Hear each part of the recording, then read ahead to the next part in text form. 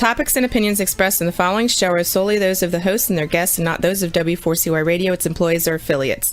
We make no recommendations or endorsements for radio show programs, services, or products mentioned on air or on our web. No liability, explicit or implied, shall be extended to W4CY Radio or its employees or affiliates. Any questions or comments should be directed to those show hosts.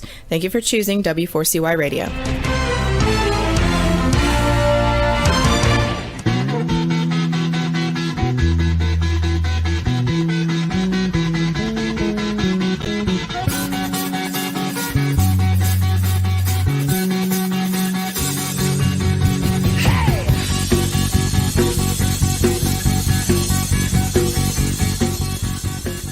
Welcome to the Camping Show. I'm C.W. Getz. And I'm Willow Munson. It is Wednesday, March 23rd, 2022. We have a rainy 55-degree day here in the high north. Willow, what is it in the deep south where you're at there in Pennsylvania? Well, in Pennsylvania, it's honestly overcast, gray. I don't even know what temperature it is. You can wear short sleeves, but it's kind of windy. So, Oh, wow. Sounds like kind of a halfway icky day. Yeah. Yeah. It's a good day to stay inside and study. So I don't feel bad about not being outside today. I don't know why the women don't say icky. They don't ever use the term icky. You know, notice that? I don't know why they don't think it's professional, maybe. Because we get it. If you say icky, I know what that means. Well, tonight's episode is brought to you by Campground, Views making camping easier. By Rutabaga Paddle Sports, providing time on the water. By Novacraft Canoe, connecting with nature since 1970. And by Little Bug Enterprises, rugged simplicity and outdoor gear. Tonight's episode is the finer points of winter adventuring with our special guest, Garrett Conover. Willow, could you tell us a little bit about Garrett, please? Garrett Conover is perhaps best known as the co-founder of North Woods Ways, the classically resonant canoe and snowshoe guiding service leading wilderness trips to Maine, Quebec, and Labrador from 1980, that would be cool, until 2007. Garrett is the author of Beyond the Paddle. The Snow Walker's Companion was co-authored with Alexandra Bennett. His novel, Kristin's Wilderness, has won 4 awards. Sauna Magic, his latest book, an equal mix of photography and text. He is currently a craftsman and fabricator at Sheldon Slate Products. In addition to the 30 years of guiding wilderness trips as North Woods Ways, LLC, Garrett has worked with both Island Falls Canoe Company and Northwoods Canoe Company, makers of fine wood and canvas canoes. Seasonally for Maine Audubon Society as a manager of Borestone Mountain Sanctuary. Currently, he is a craftsman/fabricator at Sheldon Slate, making kitchen counters, sinks, and architectural windowsills, stair trends, shower stall items in natural slate. Writing and photography are ongoing activities, as well as presenting workshops and feature slideshows at such place as North House Folk School in Minnesota, the Winter Camping Symposium in Minnesota, the Snow Walkers Rendezvous in Vermont, and other venues at nature centers, colleges, and experiential education forums. Presentations farther afield have included Japan, Canada, and the UK. He has been the recipient of several literary and environmental awards. Well, with that, welcome to the show, Garrett. Welcome, Garrett. It's great fun to be here. How's your weather there, sir? Pardon? How's your weather in Maine this evening? Oh, it actually warmed up today, but if I fall off my snowshoe float, which is hard enough to walk on with just feet, I go over my knee. So It's not spring yet. No. Well, we're feeling your spring for you, and it'll be coming out that way, I'm sure, soon. Yeah, the birds are arriving. Absolutely. Well, it seems you're experiencing a lot of cold temperatures, but other than those cold temperatures, wind, and trudging through deep snow, what other challenges does winter adventuring present? Well, there's all the things you just mentioned are that I'm not supposed to answer are learnable skills, and they're endlessly practiced. Okay. So they're available. You can find them. But overarching all of that and peculiar to winter is you basically have to deal with prevention is better than recovery. And if you prevent anything bad from happening, you stay at the fun end of the spectrum. If you have to recover, it's costly, energy-wise, time-wise, and it could be a disaster. So I prefer to hang out at the fun end of the spectrum on the winter trail. Absolutely. So that's actually quite a good question, because all of that is something you think about in your mind, but isn't readily apparent to anybody else. And I can only imagine that the challenges that you face with, I mean, they involve food, they involve weather, like the cold temperatures and sort of thing like that. But food as well, and equipment. When you break equipment and equipment breaks, fixing things in the summertime, repairing things in the summertime is one thing, but repairing them in even sub-zero temperatures, I can imagine you have, is not fun. Am I correct? That's true. If you have to do it on the trail, not in the warmth of a tent. And I should add, everything we'll be discussing tonight's from the perspective of snowshoe and toboggan travel, which is basically the equivalent of canoe travel. It's on the ice of the waterways, very low percentage of land crossing, which might be heights of land or circumnavigating open water. But some of the things we'll discuss will be applicable to other forms of winter travel. Yeah. But tonight we'll be assuming you got a stove heated tent and it's comfortable and fun and you're out there for pleasure. Yeah. Well, on that note, with regard to winter trekking itself, share with us, if you would, some specifics about snowshoes. I mean, for instance, the different types, the construction design and materials, and as well as the application for each. Well, as a wilderness traveler, really engaged in living skills, I would say not just camping for a weekend or a short trip. The traditional gear favors the type of travel I do. And basically, in snowshoes, you want to have the largest, finest weave shoes you can comfortably handle. And fortunately, there are a few makers that still produce those. And you basically have to avoid the snowshoes that come out of climbing traditions, which is where most of the modern ones have evolved from. They're very small. If your intention is to cover deep snow, especially with no horizons in the deep cold, bottomless powder basically, they're all too small and they won't float you well enough. Traditional wood and babiche snowshoes are actually lighter than a lot of the extruded aluminum and solid decking shoes that you can readily get. Both types of shoe have their place and they excel at what they're designed for. It's not a one's better than the other equation. It's what's appropriate for what you're doing. Yeah, yeah. And we're talking about these snowshoes, the conventional type of snowshoes. What are they made of? From the traditional point of view? Yeah, well, I mean, what type of materials are we talking about? I mean, as opposed to the aluminum, extruded aluminum, that sort of thing. Okay. What are the old things made of? A lot of them now have white ash frames. Okay. And there are a number of fillings. You can still get rawhide fillings. Some people that are making more native style shoes are still using deer hide or caribou hide for the babiche.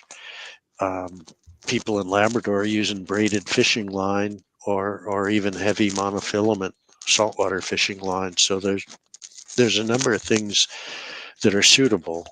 Okay. And the other nice thing about those type of shoes is they're infinitely repairable in the field. There you go. And should something go wrong. And we're also low tech in that we use the Indian hitch for a binding, which is a single strand of either lamp wicking, or what's even better than that is something called shaker tape, which you weave. It's a very dense cotton, Okay. half-inch wide strap that is used for weaving chair bottoms. That lasts for 400, 500 miles. Interesting. Interesting. So, It's a step. and those materials you're saying can be repaired in the field fairly easily, right? Yeah, Yeah. Yeah. you need to know a little bit. I mean, a lot of the traditional gear requires a big fund of knowledge in many aspects behind the scenes, but um, you're in a much better position to take care of yourself should something happen. Yeah. As opposed to the aluminum and things like that, obviously. Yeah, that you're Yeah. basically, it's either functioning or it's broken, and you may Right. not have something to fix it with. Right. Right. Right. Interesting. So, what type and what quantity of food items do you pack? And also give us the explanation behind these kind of what you bring. Okay, the way to start with this is to understand some things. In a general diet in a temperate environment, you'd be wanting maybe 12% protein, um, 30 to 35% some form of fat, and 46 to 53% carbohydrate.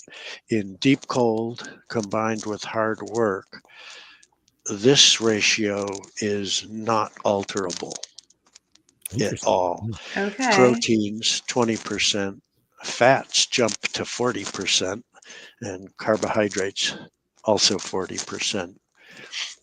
In a canoe season, with portaging and wind and all of that, you might be burning 3,500 calories a day in a temperate climate. Wow. In winter, that jumps to 4,500 to 6,000 for hard work and cold. Wow. Yeah. And Amazing. your food, basically, your body is like the tent stove. You're stoking it with fuel.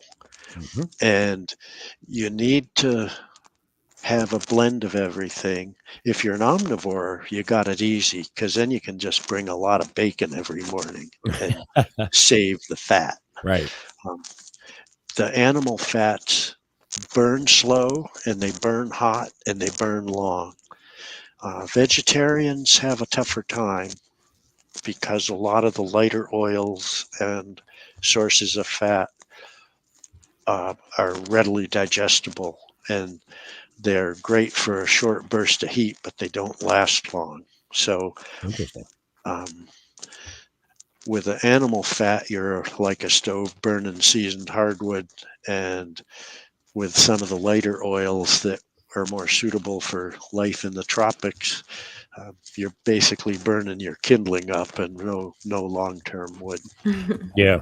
Yeah, I remember Kevin Callan talking about, and I think this was his father.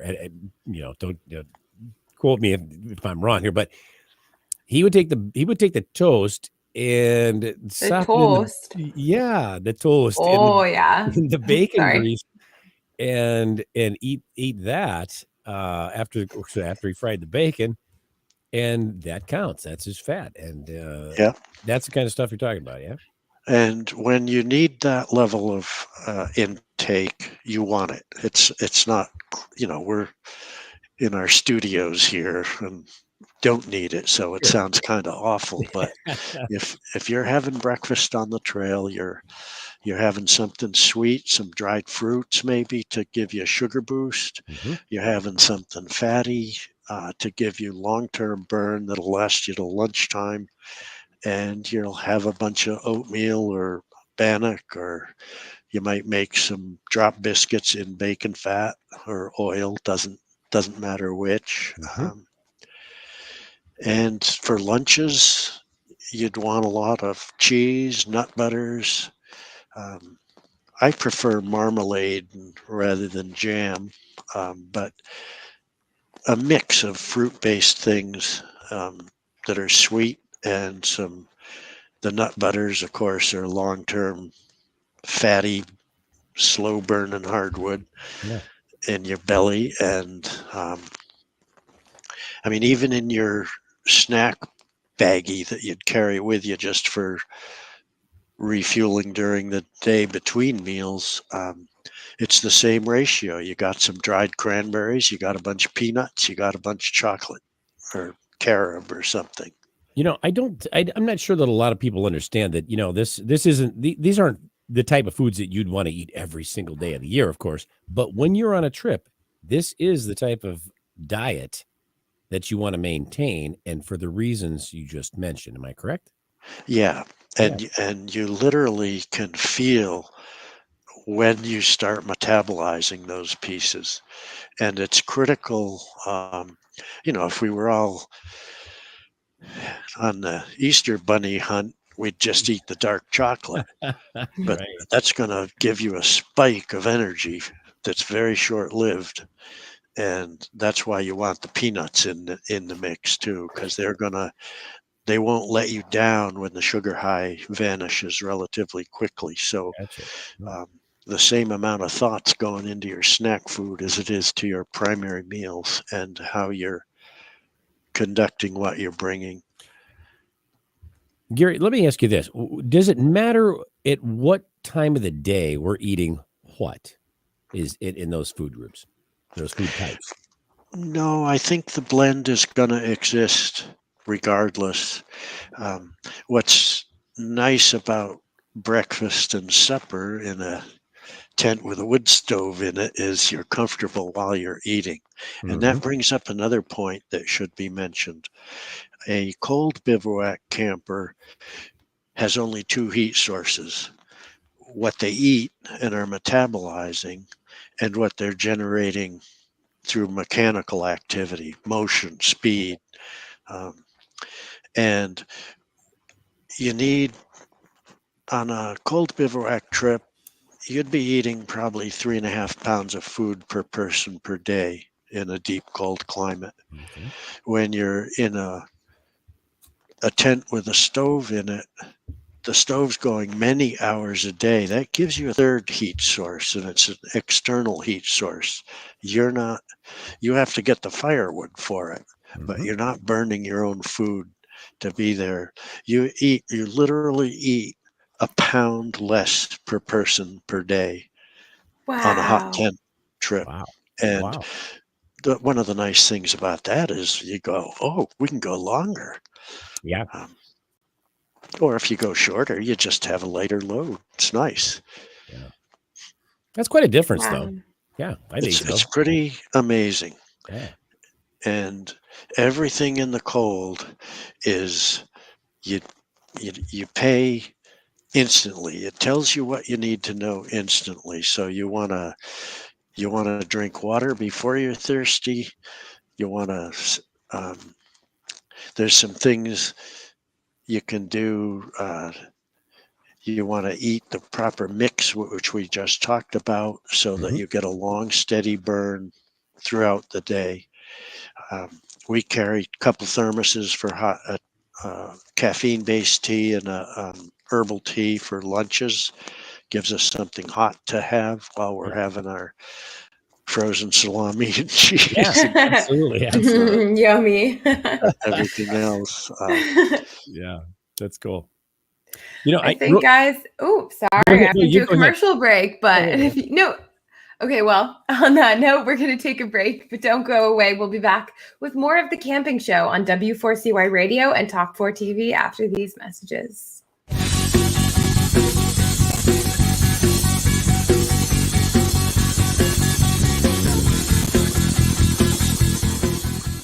It's time to go camping.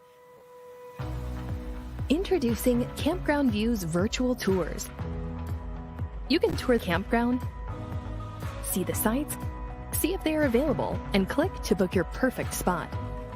Hit the open road and explore the amazing places found in nature we make it easy to discover, find, and book your night so that you can go have the fun and freedom you seek.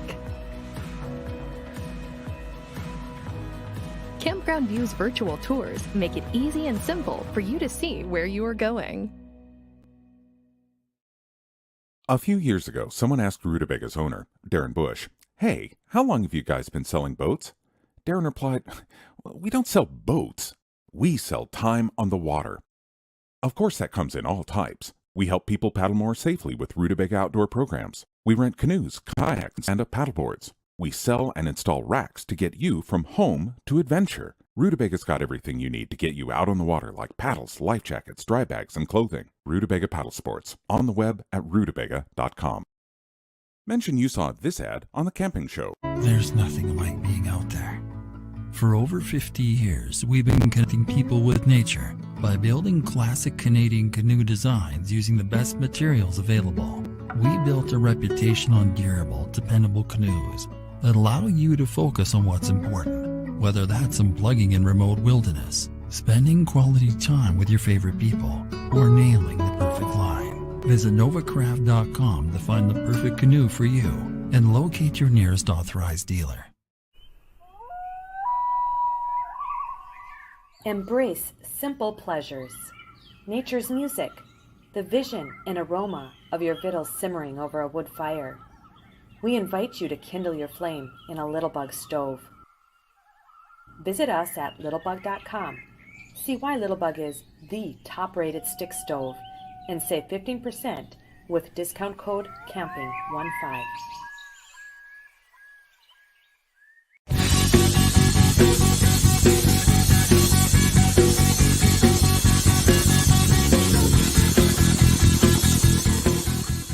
And we're back with our guest, Garrett Conover, here on the Camping Show. Garrett, real quick before the break, I wanted to ask you this. I've got another question to ask you, but when you talk about you want to drink before you're thirsty, what do you do? Do you go on kind of, this is just a real quick short answer, our question here to the answer, whatever, but do you just say, okay, every 20 minutes, I'm going to drink a drink of water? Because a lot of people say, well, how do you know when you drink before you're thirsty? How soon should you drink? How do you do it? Just quickly.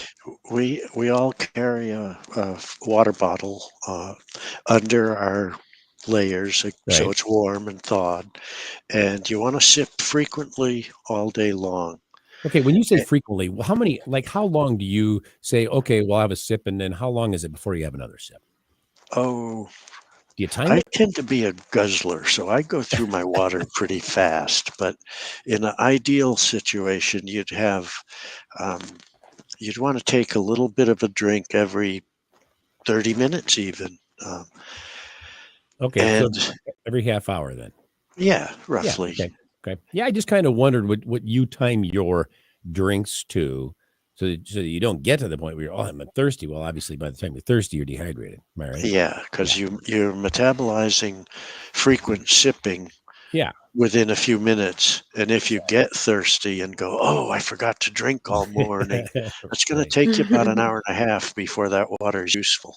Do you catch up? Yeah, absolutely. All right, well, shift gears here. What specific type of equipment do you use to keep a weight to a minimum? Well, that's a really good question, because you do want to pay attention to the actual weight on a scale of things. But in toboggan travel, the toboggan's holding up all your gear, not you. And the other aspect is you want to have everything earn its keep. So if it's a little bit heavier because you bring in a full-size shovel per tent, the reason it earns its keep is it gives you great efficiency. Yep. In the case of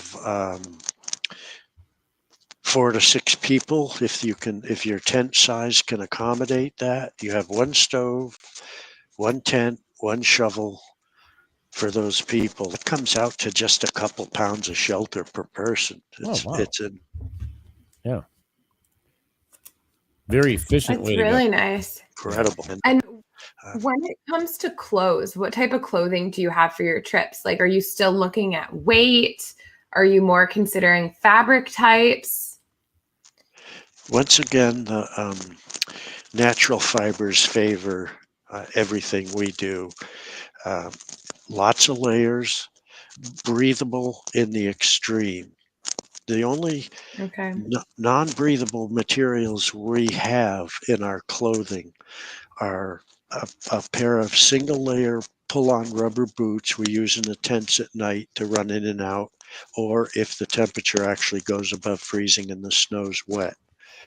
The other thing is rain gear buried in the bottom of your duffel, which you hope never to use. The clothing in the no cotton in contact with skin rule of winter, we can break that slightly. Undies and breast support, you can wear cotton for comfort. From there, outboard, wool long johns, and merino wool isn't itchy and it's soft and lovely. A light wool shirt, a medium wool shirt or vest, and a heavy wool shirt, and heavy wool pants. All of those materials are extremely breathable, which gives them a very wide comfort range.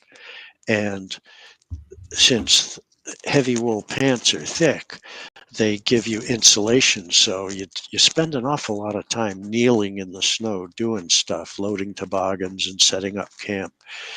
You don't get your wind gear wet or your pants wet because they're thick enough so that your body heat's not coming in contact with the snow. Outboard of that, you would have very fine, tight woven cotton anorak and wind pants. And that's to stop the wind, or if it's not windy, you might be wearing it just because it's going to slip snow easily if it snow's falling, or if you're just lounging around in the snow during lunch. You won't pack up your wool layers. We also carry a down parka in a stuff sack and literally only use it for lunch break. Get into it before you cool off, take it off before you start moving again. That requires a bit of discipline. It also gets used in its stuff sack as a lean upon in the tents where there's no back support. And it also gets used as a quilt over your torso if you don't have a really good winter bag. Plus, you're a bunch of sardines in a tent, you've got a fair amount of communal warmth. In addition to good sleeping bags. And you can keep the fire going all night if you want. The rain gear, you hope never to have to use, but very occasionally, and more so with climate change, we get a lot more rain events in winter and thaw conditions. So you want to have that with you, even though you don't use it. Footwear is canvas and leather snowshoeing moccasins for any time it's 20 degrees or colder, down to as cold as it gets on Earth. Those are worn over a felt liner and a felt insole. Same with mittens, leather chopper shell for their hand and a canvas gauntlet. They're breathable. You can grab hot stovepipes when you're breaking camp because the leather's not going to burn or melt.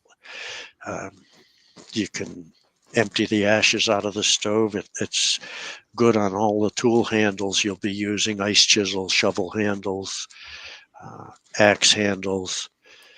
Good grip, good safety, and your extremities, feet and hands, are also good radiators. So you want to pass any moisture, mechanically generated heat, out as a gas, not get anything wet. Getting damp through sweat is your first step to getting cold. Yeah, that's the big enemy, isn't it? Yeah. So I guess you kind of gave us some examples there of how you manage personal comfort, but when it comes to emergencies, like what kind of items do you pack in the case of an emergency? You want to have a good but simple first aid kit. Okay. And I would even argue you might want to bring a few things, especially if you're a trip leader guiding people, that are beyond your abilities to use, because some of your guests are going to be doctors. So you don't want to have a 50-pound medicine chest, but you do want to have a certain amount of basics.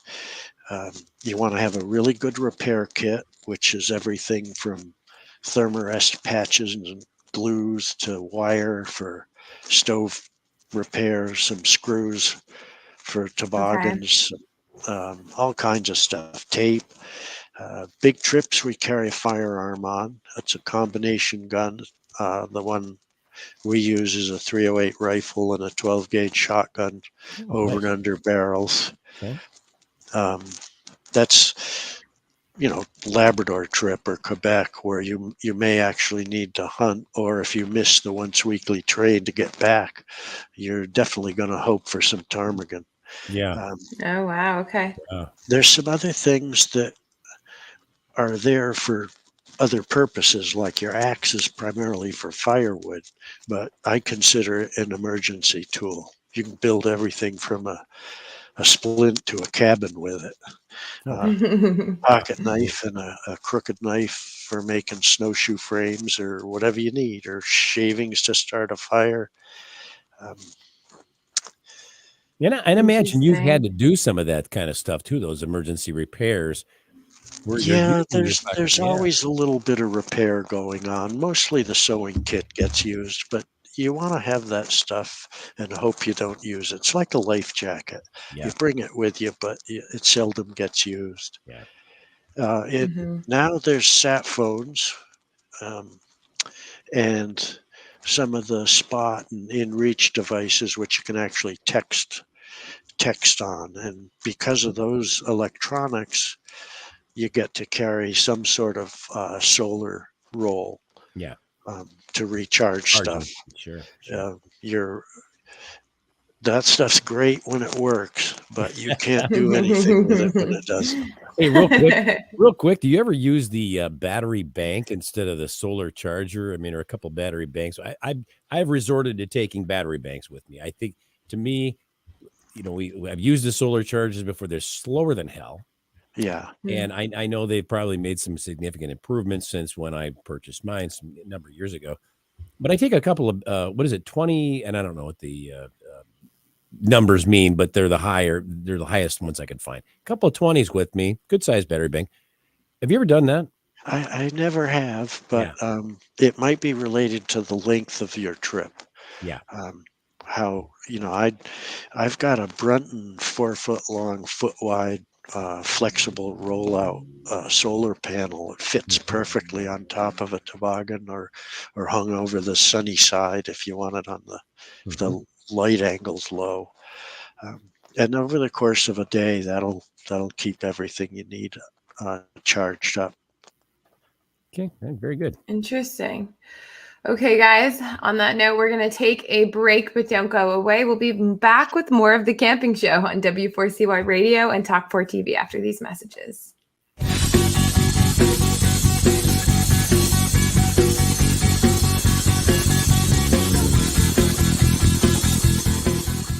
It's time to go camping. Introducing Campground View's virtual tours. You can tour the campground, see the sights, see if they are available, and click to book your perfect spot. Hit the open road and explore the amazing places found in nature. We make it easy to discover, find, and book your site so that you can go have the fun and freedom you seek. Campground View's virtual tours make it easy and simple for you to see where you are going. A few years ago, someone asked Rutabaga's owner, Darren Bush, "Hey, how long have you guys been selling boats?" Darren replied, "We don't sell boats. We sell time on the water." Of course, that comes in all types. We help people paddle more safely with Rutabaga outdoor programs. We rent canoes, kayaks, and stand-up paddleboards. We sell and install racks to get you from home to adventure. Rutabaga's got everything you need to get you out on the water, like paddles, life jackets, dry bags, and clothing. Rutabaga Paddle Sports, on the web at rutabaga.com. Mention you saw this ad on The Camping Show. There's nothing like being out there. For over 50 years, we've been connecting people with nature by building classic Canadian canoe designs using the best materials available. We built a reputation on durable, dependable canoes that allow you to focus on what's important, whether that's unplugging in remote wilderness, spending quality time with your favorite people, or nailing the perfect line. Visit novacraft.com to find the perfect canoe for you and locate your nearest authorized dealer. Embrace simple pleasures. Nature's music, the vision and aroma of your victuals simmering over a wood fire. We invite you to kindle your flame in a Littlebug stove. Visit us at littlebug.com. See why Littlebug is the top-rated stick stove and save 15% with discount code CAMPING15.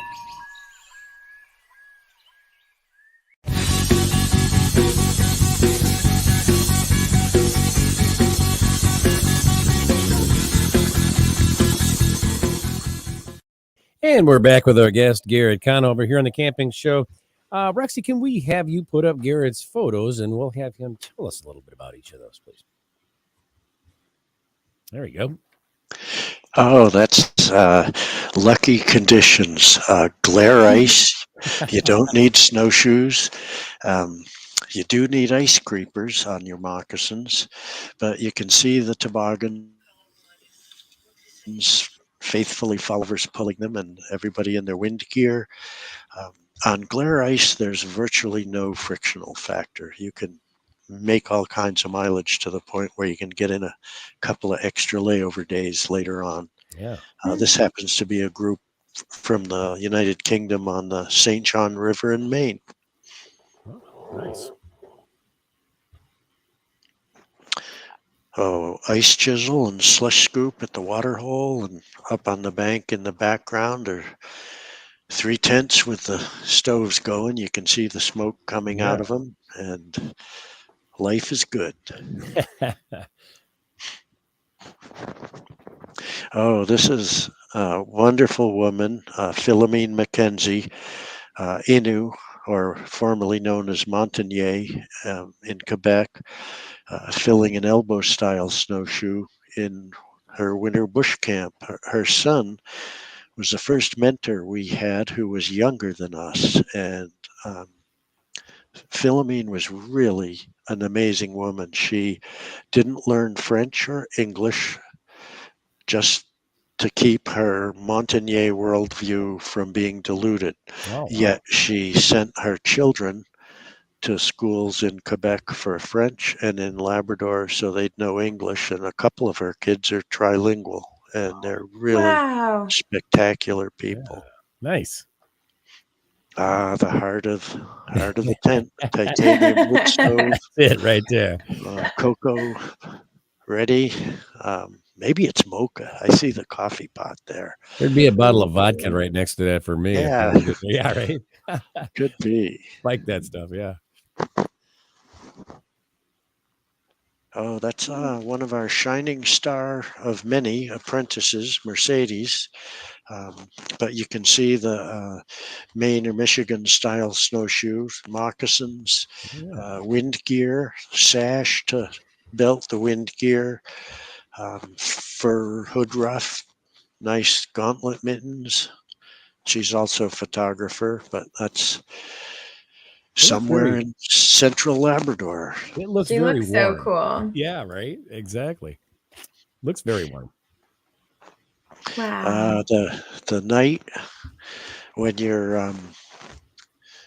a few steps away from a 80-degree tent, you tend to go outside to admire Orion arcing his way through the skies, and or watch the northern lights, or just have some time out of the hubbub of the highly social tents. And it's just one of the magical components of winter travel.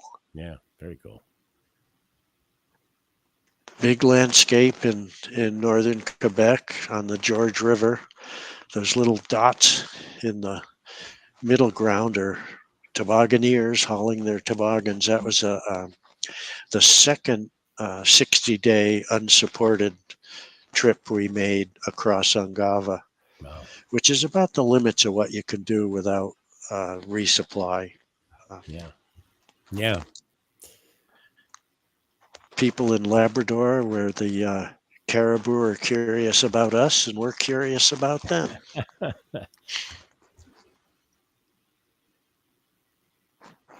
And that's Alexandra, who was the co-author of the Snowwalker's Companion. We had a storybook marriage for 30 years and still share the office at Northwoods Ways and are great buddies. That's on Rivière Kaneapescow in Quebec, Chute au Calcaire or Limestone Falls. It's about a 70-foot drop in the background there. Wow. And she's dressed for pretty extreme wind, goggles, scarf, nothing but a nose tip exposed. But and that outfit is very warm. Am I correct? Because it looks very warm. Yeah, I mean, the layers are doing two things. One is they're trapping air between them, which is lightweight insulation that doesn't weigh anything. Mhm. And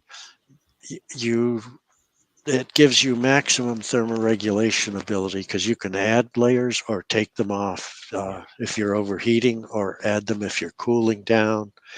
And when you're in that micro environment inside your wind gear, you just feel absolutely impervious. And if you know you're going to be in a 80-degree tent that night in the shelter of some timber somewhere, a daunting headwind just looks like, oh, well, yeah, we'll put up with this for a few hours. Yeah. Yeah, that's a great system. Great system. Well, I have to say, I really love looking at photos. I think it's my favorite part of this podcast. And those were some really, really incredible photos. They were just absolutely gorgeous. And I feel like they conveyed like how different of an experience it is. But I think we got like a comment. We have Mustang 774. I'm planning for a kayak day trip very soon, Kevin. What was the previous comment? I didn't get to read it. Yeah. Happy camper. Who I'm assuming this is Kevin, right? Yep. Okay. Oh, yeah. Hi, Garrett. Just got to check tonight's show out. Really looking forward to it. You're a legend. Question, if not covered yet, what has changed in people heading out there? That's a good question. Boy, I don't think it's changed too much. It's people with a passion for engaging with the world and the winter world, and they tend to be naturalists, interested in skill acquisition and practice, and poets and philosophers and goofballs. It's a great bunch to travel with, and I suspect you're one of them. I know we've corresponded and have not met in person yet, but I'm looking forward to when we do. Yes. Very cool. Well, going back to more focusing on your books, how long did it take you to complete your book, The Snowwalker's Companion, which, by the way, has been referred to as the Bible of winter camping? Yeah. Boy, the advantage of having a co-author is you're both working simultaneously. I would say it might have taken a year to draft it and revise it and tighten it, and including rewrites with editors and things at the publisher. In terms of the information and what we're learning, that never ends. We don't remember when it started, and it's not going to stop till we stop. Okay. Interesting. Garrett, what is the single most important piece of advice that you would offer those who are interested in winter adventuring for the first time? The main thing is don't bite off too big a bite. Start small with little steps, even if that means pitching your new snow trekker tent and stove in your backyard. And if something doesn't work out, you run inside and sleep in a bed. Next, you probably want to go with a group that has some experience in the mix. If you can't find that, go to one of the symposiums. They're annual. There's some in Ontario, Vermont, Minnesota. Go to North House Folk School in Grand Marais, Minnesota, and you can make your own anorak or moccasins or mittens or toboggan or a lot of gear you can make yourself. So there's many ways to engage, and if you make the stuff, you can fix it, and you know everything there is to know about it. Interesting. Yeah. And where can our audience go to follow you on social media and also to purchase your legendary book, The Snow Walker's Companion? Well, the legendary book is a vanishing species. It's finally, after 30 years, gone out of print. I've got about 15 left. Lure of the North in Ontario may have some, and there may be other stores like Paragis Northwoods Company in Ely that might have a few copies. If you're lucky, you can find a used one. Okay. What were the other parts of that question? Oh, social media. Do you have that? I still have a Northwoods Ways Facebook page. We did take the website down. I have a Facebook page called Traditional Sauna, and I have one under my own name, so I'm findable. Very convenient. Yeah. And I think we got one last comment really quickly by Kevin. Another question. Number one reason to head out in the wilderness in the winter, and the number one reason why people don't want to try it? I think the number one reason to go is it's a really intriguing little travel time of year, and close to home stuff is wild. So what would be a hopelessly crowded canoe route is yours in winter. People don't go because they imagine cold and privation and infinite suffering. And that's why you learn skills and learn how to do stuff. That's very good. Very good. Yeah, I can probably imagine that is extremely right on target. People get scared like that, kind of like, oh. Well, listen, here we'd like to thank you, Garrett, for being our guest here on the camping show this evening. It was definitely a pleasure having you here with us. Well, it was a pleasure for me to be here, and you're extremely welcome. I enjoyed it thoroughly. Oh, very good. Glad to hear that. We'd also like to thank our sponsors, Campground Views, Rutabaga Paddle Sports, Novacraft Canoe, and Littlebug Enterprises for bringing you tonight's show. Be sure to tune in for next week's episode, American-Made Quality Gear and Equipment, with guests Tom and Grant Siga. Until then, thank you for tuning into the camping show. This is C.W. Getz and Willow Munson, reminding you, learn more, do more. See you next week. Bye, guys.